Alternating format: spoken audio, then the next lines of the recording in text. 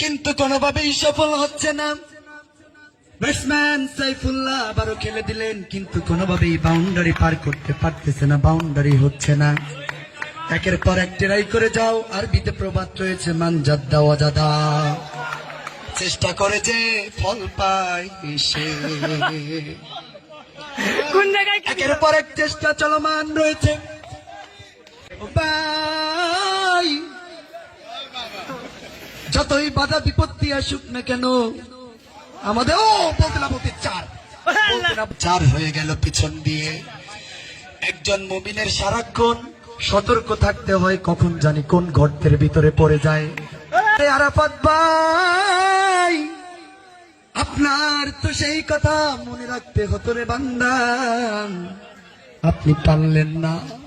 বল চলে গেল সীমানার বাইরে, বলার রয়েছে ইমরান নাজির বল করেই যাচ্ছে, পিছনে রয়েছে কিপার মাহফুজ ভাই।